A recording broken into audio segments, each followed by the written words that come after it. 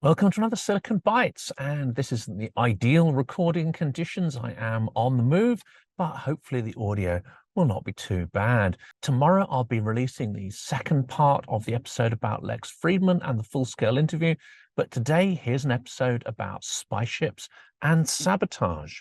An anchor belonging to the oil tanker Eagle S, suspected of being used to damage undersea cables in the Gulf of Finland, has been located and retrieved from the seabed. This follows the seizure by police in Finland of the Russia-linked dark fleet tanker Eagle S. This is the first time that a ship suspected of sabotaging undersea infrastructure has been taken into custody by authorities, according to the Estonian Prime Minister Kristen Michal. Estonia Foreign Minister Margus Tsahkna said the damage to undersea infrastructure was not a coincidence. They have become systematic, and we must consider them an attack on our infrastructure, he said. The Finnish Customs Service believes the Eagle S is part of a shadow fleet of aging tankers being used to evade sanctions on the sale of Russian oil. This is the ship that authorities suspect was behind the severing of critical power cable between Finland and Estonia. It caused damage to 4 telecommunication cables. The 20-year-old Cook Islands flagged tanker was suspected of dragging anchor as it sailed from Russia through the Gulf of Finland, damaging the Estlink 2 cable and cutting electricity supply to Estonia from Finland.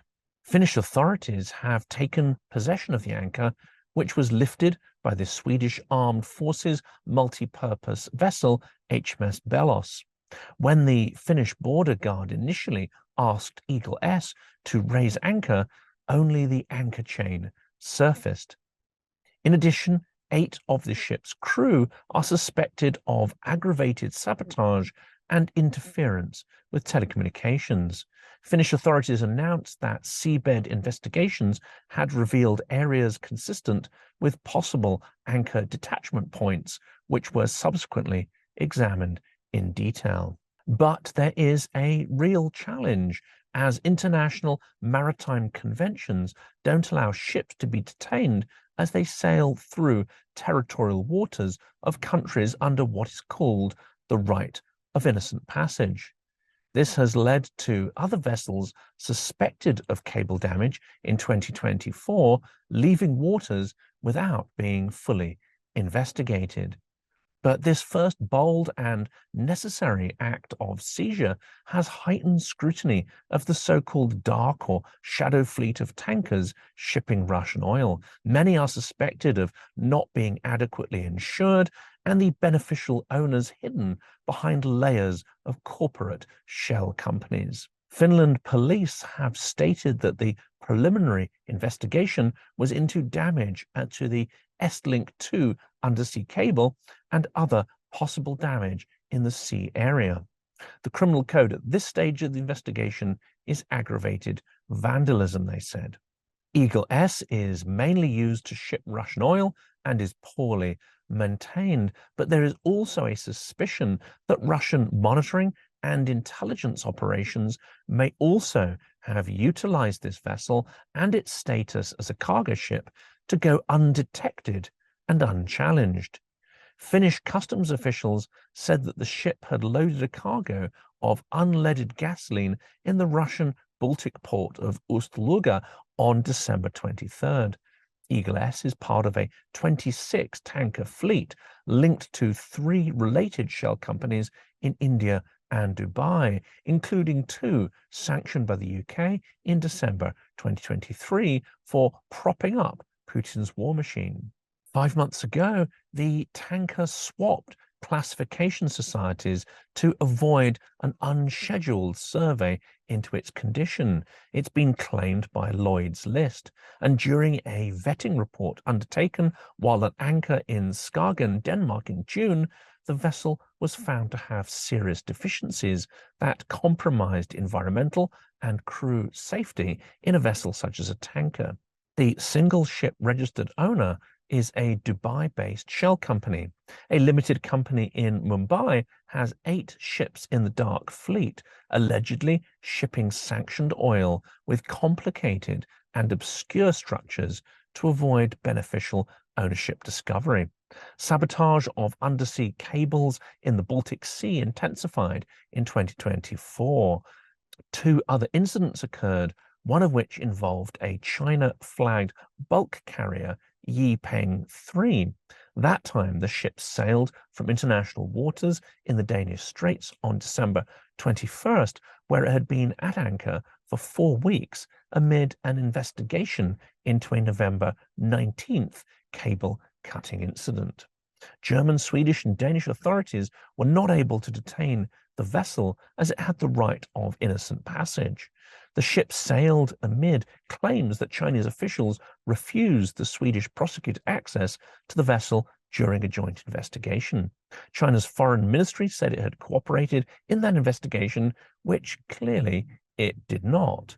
Well, we'll follow up on this story with a future interview with Jerry Hendricks, who is a maritime expert.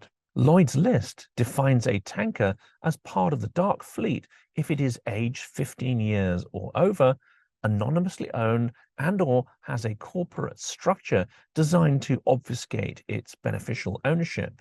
These ships are solely deployed in sanctions oil trades and engaged in one or more of the deceptive shipping practices outlined in the US State Department guidance issued in May 2020. Iglesi's last known maritime insurer was Ingestrach. Documents showed the contract expired in August 2024. Its current insurer is unknown. Ingestrach said that the marine insurer had unilaterally terminated its coverage before the contract expired because of the ship's poor condition, among other reasons. A 2023 inspection of the Eagle S in Ghana revealed 24 serious discrepancies, including critical issues with maintenance equipment, fire alarm systems, and emergency power supply. Baltic nations are on high alert after a string of outages of power cables, telecom links, and gas pipelines since Russia invaded Ukraine in 2022. NATO said last week it would boost its presence in the area. Finland's National Bureau of Investigation has impounded the vessel, and the Finnish Customs Office has seized its cargo of 35,000 tons of unleaded petrol while it investigates whether sanctions against Russia have been breached. Well, here are some interesting points about this story and about the seizure of the vessel made by expert Robin Hagblom on Twitter last week. Finnish Defence Forces involvement seems to have been limited. It was the Finnish Border Guard's flagship that shadowed the tanker and caught it in the act. According to Robin, this was largely handled by the Ministry of the Interior and law enforcement rather than obvious use of military forces units. The police told a reporter they don't plan on contacting the Russian authorities in relation to the incident. This was a strong and correct gesture of contempt for Russia and its actions. But Robin notes that it may also mark an end to the process of soft appeasement of Russia known as Finlandization, where the USSR and Russia was given special consideration compared to other states by Finland. If the Russians have been foolish enough to use shadow fleet vessels as SIGINT platforms for monitoring and intelligence operations, then we may expect much closer tracking of their grey fleet by NATO powers and potentially more interventions. The shadow fleet concept, notes Robin, rests on the right of innocent passage, while intelligence gathering specifically is not mentioned as being part of that under the UNCLOS Article 19.2, i.e., if you use vessels for spying rather than cargo, then their status changes and it potentially gives more reason for NATO powers to board those vessels and investigate. If there is a reason to suspect innocent passage isn't adhered to, it can make new legal instruments and actions available, which the Western allies have been loath to adopt until now. And lastly, the operation has been typical for how Finland handles these kind of hybrid operations. Everything is done according to the book, as Robin says, and within a clear legal framework. But the signalling around this operation appears to be unusually strong, which may be intended as a clear message to Russia. More of a show of force than was necessary in impounding the vessel may indicate that Finland and other countries' patience with Russia's illegal, aggressive, and risky actions do actually have some kind of limit. Well, we will dig deep into this story and similar stories in forthcoming episodes with experts including Elizabeth Braw and Jerry Hendricks.